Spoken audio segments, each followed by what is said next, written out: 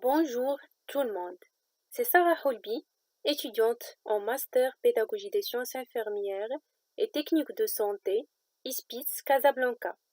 Permettez-moi de vous présenter mon cours de mobilisation active qui fait partie de l'option kinésithérapie. J'espère que ce cours va vous permettre de mieux comprendre ces techniques de base.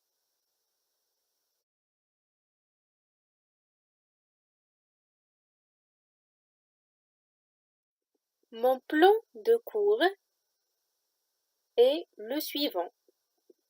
Généralité, les principes de la mobilisation active, les différents types de la mobilisation active, les différents types de contractions musculaires, les différents types de travail musculaire, c'est-à-dire les courses, et les effets de la mobilisation active. Alors, commençons par généralité. La kinésithérapie active peut être définie par la mise en jeu de l'activité de fibres musculaires contracturant du sujet d'une façon analytique ou globale, volontaire, automatique ou réflexe. Volontaire, c'est-à-dire il y a le choix d'un objectif et la conscience d'un mouvement décidé.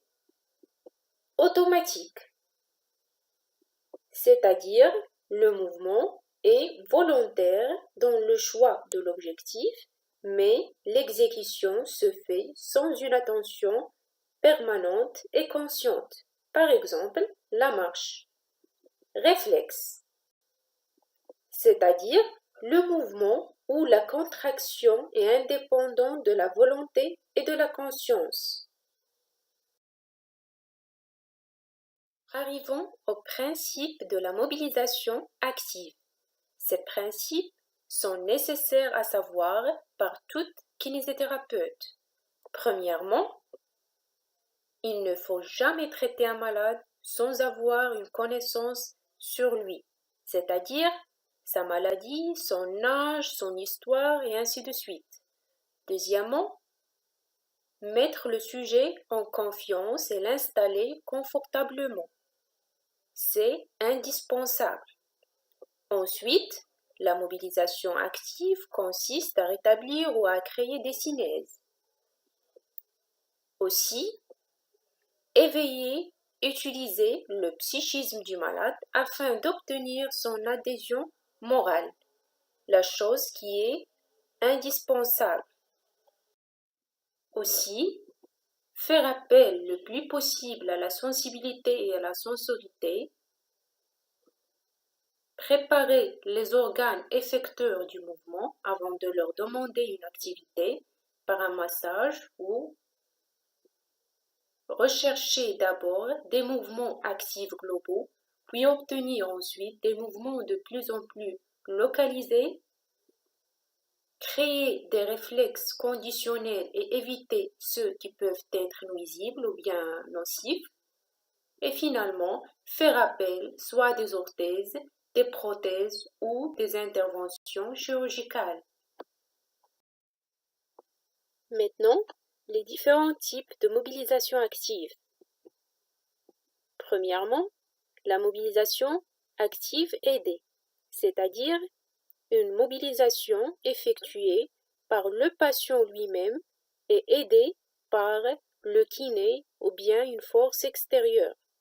Deuxièmement, la mobilisation active sans résistance. C'est une mobilisation effectuée par le patient lui-même sans aucune résistance. Et dernièrement, la mobilisation active contre résistance. C'est une mobilisation effectuée aussi par le patient et contrariée par une résistance soit de la part de kiné ou bien une résistance par un instrument. Maintenant, on va découvrir ensemble les différents types de contractions musculaires. D'abord, qu'est-ce qu'une contraction musculaire? La contraction musculaire est le raccourcissement ou la mise en tension d'un muscle permettant à celui-ci d'assurer un rôle mécanique ou statique. En général, on a deux types de contractions musculaires.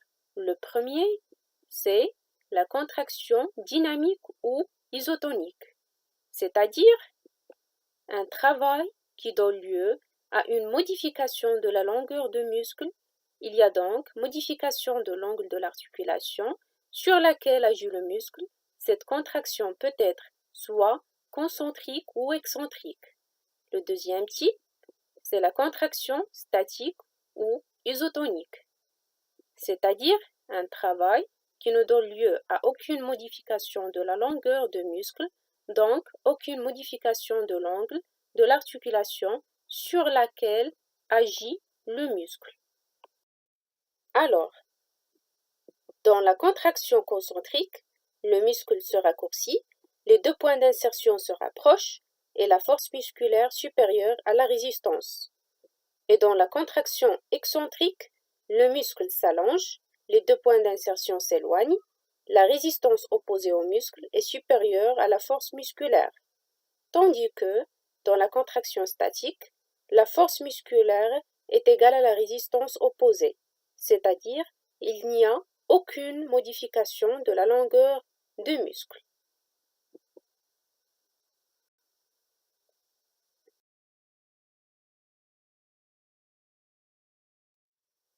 Passons maintenant aux différents types de courses. Tant qu'il y a déplacement de l'angle de l'articulation, certes qu'il y a des niveaux de déplacement. C'est ça ce qu'on appelle des courses. Alors, une course totale d'un muscle est le déplacement linéaire de la fibre musculaire de la position la plus allongée à la position la plus raccourcie. Ça s'exprime par un déplacement angulaire au niveau d'un segment mobile.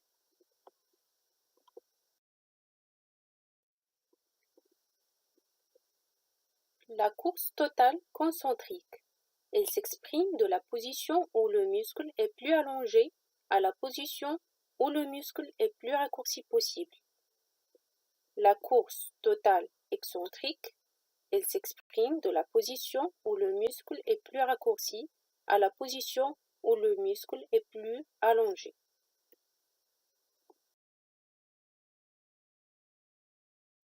Alors, la course externe, elle part de la position où le muscle est plus allongé à la position où le muscle est moins raccourci possible.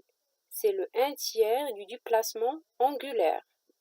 La course moyenne, c'est le 2/3 du déplacement angulaire et commence de la fin de la course externe au fin de la course moyenne ou le début de la course interne. La course interne, c'est le 3/3 du déplacement angulaire, commence de la fin de la course moyenne.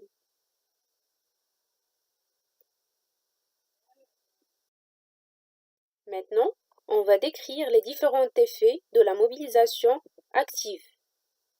Premièrement, c'est sur l'articulation.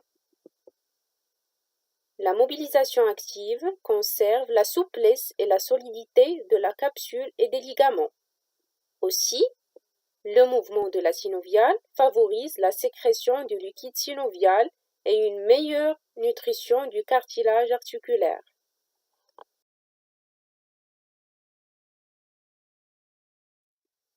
Sur l'os. La contraction musculaire améliore la trophicité de l'os. Aussi, action sur le développement de l'os en longueur. Et finalement, action de la contraction musculaire sur la forme de l'os.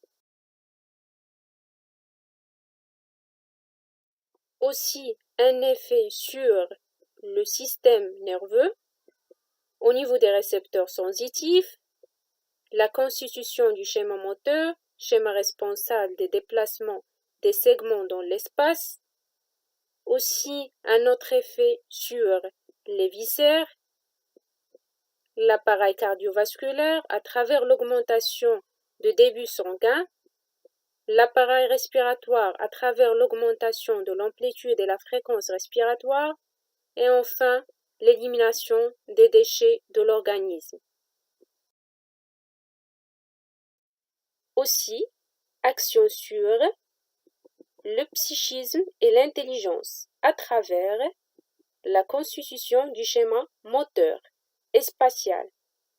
Aussi, action sur le muscle. Un muscle sollicité régulièrement augmente de volume ou garde son volume. Merci pour votre attention et à la prochaine.